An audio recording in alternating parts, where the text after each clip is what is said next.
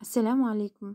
Сіздерге өте дәмді котлет дайындау барысында керек емес деп санаған балықтың бас, мойын, жаңағы қанатшаларына өте дәмді уха сорпасын әзірлеп көрсетемін. Ол үшін бисмиллах деп қазанға 2,5 литр су құямыз да қайнатамыз. Қазанымыз қайнағаннан кейін балықтың бас, қанатша бөліктерін салып қазанымызды жауып қоямыз. Қайнар алдын бетіне шыққан көбіктерін сүзіп алып, кейін пияз саламыз.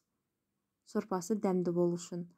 Бөлек табаға кішкене өсімдік майын құямыз. 3-4 картоп, 1 немесе жарты сәбіз, болгар бұршын, жарты немесе 1 түйір және 1 пиязымызды турап аламыз. Қызып тұрған майға сәбіз, пияз және болгар бұршын саламызды жартылай дайын болғанша қуырамыз. Толықтай пісірмеңіздер, оны сорпаға салғаннан кейін езіліп кетеді.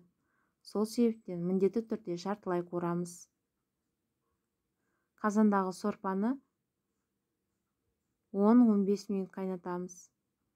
15 минуттан кейін балықтың бас, қанатша бөліктер барлығы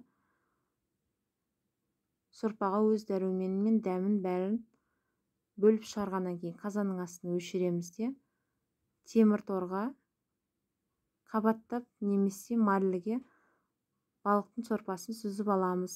Қалған бөлігін пияз бен балықтың бас, қанатша бөліктерін тастаймыз. Қазанымызды бір шайып қайтара отқан қоямыз және сорпаны қайта құямыз. Картопымызды саламыз.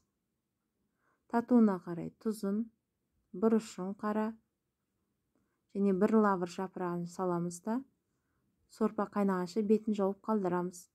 Сорпамыз қайнаған сәтте жартылай қуырылған пияз, сәбіз, болгар бұршын саламыз.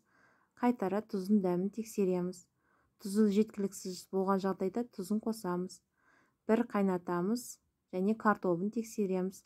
Егер картопы піскен болса, біздің балық сорпамыз әзір болды. Дастарханға салқын немесе ыстық күйінде ұсынсаңыз болады. Аспаз ана YouTube арнасын тамашалағандарыңыз үшін көп рахмет. Келесі ас мәзірінде кездескенше сау болыңыздар. Астарыңыз мол адал болсын. Ассаламу алейкум ва рахматуллахи ва баракатуху.